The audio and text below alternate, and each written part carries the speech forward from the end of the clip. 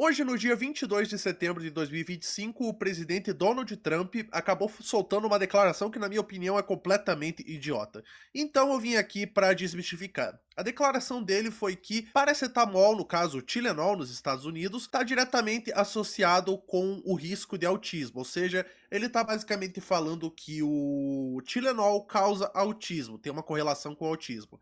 É completamente idiota essa afirmação, mas eu vim aqui mostrar para vocês os dados e os estudos para provar de uma vez por todas que não tem absolutamente nada a ver com isso. Para começar, eu preparei um documentozinho aqui e aqui tá a notícia: porque o governo Trump quer ligar o uso de Tylenol e autismo em crianças e porque especialistas contestam isso. Eu tô usando essa notícia de base porque lá tem as falas do Trump e tal. Tô deixando até mesmo a fonte aqui para vocês poderem ver depois. Primeiramente, a gente precisa entender o que é o Tylenol. O Tylenol, como eu já falei, é basicamente o paracetamol ou acetaminofeno, porque essa não é muito a minha área de medicamentos, mas esse é o nome real do medicamento. É conhecido como paracetamol aqui no Brasil. Para que ele é utilizado? O paracetamol, o Tylenol, ele é muito utilizado para tratar febres, para tratar dores, que em gestantes é muito utilizado, já que uma febre ela pode acabar prejudicando o desenvolvimento do feto, pode até mesmo causar complicações da gravidez. Por isso que ele é muito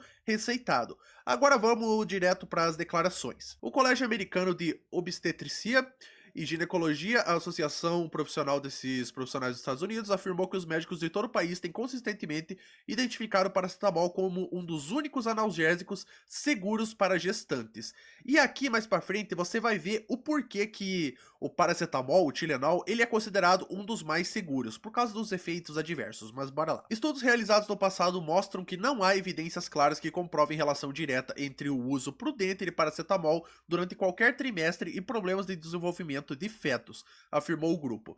Por quê? Porque o paracetamol, de fato, ele não te dá tantos efeitos colaterais como outros medicamentos, como por exemplo, ibuprofeno, que é muito bom para inflamação, porém ele possui efeitos adversos que podem não ser desejados, enquanto outros, como aspirina, por mais que controlem um pouco a situação, ainda assim eles não mitigam a febre, e febre em gestantes é extremamente perigosa. Então é por isso que o Tylenol é amplamente receitado. Qualquer gestante que esteja me assistindo ou que já tem filhos sabe. Quando você tá gestante, o médico te receita Tylenol, paracetamol toda hora, porque você precisa controlar a febre, você precisa controlar as dores, e é um dos medicamentos mais seguros que a gente tem no momento. Agora vamos pro próximo. O que o FDA diz sobre o Tylenol em gestantes? Para quem não sabe, o FDA é tipo a Anvisa dos Estados Unidos. É eles que aprovam ou não aprovam, regulamentam medicamentos e tal.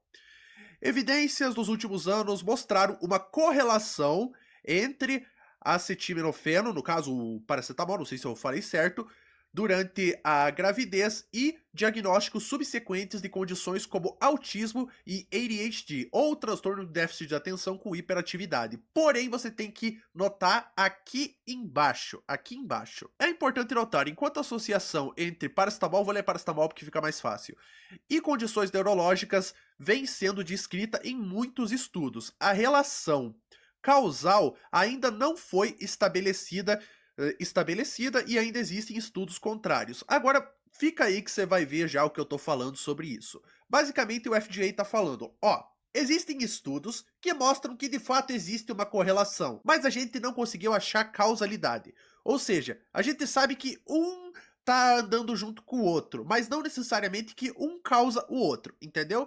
Logo, eu vou explicar o porquê que isso acontece. Atenção aqui, ponto de atenção. Existe correlação, mas não há evidências de causalidade. Basicamente, o que eu falei. Agora, entramos num ponto bem curioso. Correlação versus causalidade.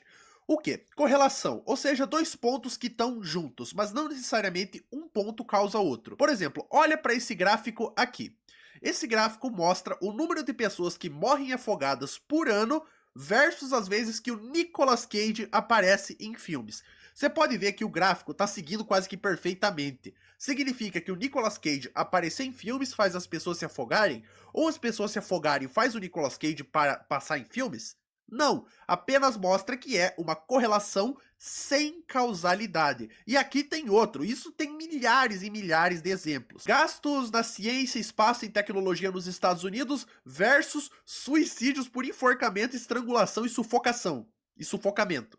Você pode ver que os gráficos eles estão extremamente juntos. Se você vê só o gráfico, você pensa, porra, Com certeza tem correlação. Agora me diga, tem correlação sim, porque o gráfico tá mostrando. Agora, tem causalidade? O fato dos Estados Unidos estar gastando com tecnologia, espaço ou no ramo militar, faz com que as pessoas acabem se suicidando mais? Não. É uma correlação completamente sem causalidade. Agora vamos pro último exemplo. Mortes por ficar enrolada nos lençóis da cama versus o consumo de queijo per capita. Ou seja, esse gráfico está mostrando uma correlação entre as pessoas comerem mais queijo e morrerem mais praticamente enroladas nos lençóis da cama.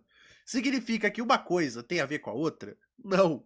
Não tem, uma coisa não tem nada a ver com a outra. É correlação sem causalidade. Existe até outro gráfico que eu não consegui achar, mas é basicamente homicídios per capita versus o consumo de sorvete. Os dois gráficos eram perfeitos um pelo outro. Significa que consumir sorvete aumenta os índices de homicídio? Não. Isso é uma correlação sem causalidade. Agora você pode estar se perguntando, o que está causando esses dois dados estarem coincidindo tão perfeitamente? Vários fatores, é multifatorial, assim como o caso do autismo. Mas agora, vamos dar um ponto assim. Consumo per capita de sorvete versus homicídios, como por exemplo, tem um gráfico que eu vou tentar achar e colocar aqui para vocês. Significa que sorvete causa homicídios? Obviamente que não. Significa que quando as pessoas saem mais, geralmente no verão, acabam ficando em ambientes mais sociáveis, elas acabam tomando mais sorvete. Mas esses ambientes também propiciam maior índices de homicídio. Ou seja, o sorvete não tem absolutamente nada a ver. Agora, você pode estar se perguntando, por que os casos de autismo estão aumentando tanto e tanto e tanto no mundo? Eu, por exemplo, sou autista. Eu não sei se você sabe, mas eu sou autista. Por que o autismo ele vem aumentando tanto nos últimos anos? Isso não acontece porque tem alguma coisa causando mais autismo, ou hoje em dia todo mundo é autista? Não, não tem absolutamente nada a ver. Inclusive é o mesmo fenômeno sobre o porquê que no Outubro Rosa existem mais diagnósticos de câncer de mama. E no Novembro Azul existem mais diagnósticos de câncer de próstata. Por quê? Será que é o mês que causa câncer? Não, é simplesmente porque a conscientização está focada ali. O autismo, ele passou de um critério para outro. Ou seja, antes para você ser considerado autista, você tinha que ser não verbal, você tinha que, nossa, ter um monte de características que são muito extremas do espectro. Hoje em dia, esse escopo foi aberto, então mais pessoas são englobadas. Por coincidência, por consequência, no caso, você acaba inflando os números. Não significa que o número de pessoas autistas no mundo tenha aumentado de forma artificial ou aumentado por conta de alguma coisa. Simplesmente a gente começou a considerar novos casos como autismo. E não ironicamente, esses estudos começaram a ser feitos justamente quando esse escopo de diagnóstico começou a ser aberto. Tanto que hoje a gente tem grau de suporte 1, 2 e 3. Eu, por exemplo, sou grau de suporte 1, mas antigamente só o grau de suporte 3 era considerado autismo. Ou seja, antigamente eu não seria autista, hoje eu sou, entendeu? Não significa que alguma coisa me causou autismo, eu sempre fui assim. Conclusão, não existe qualquer ligação provada para essa afirmação, não passa de alarmismo.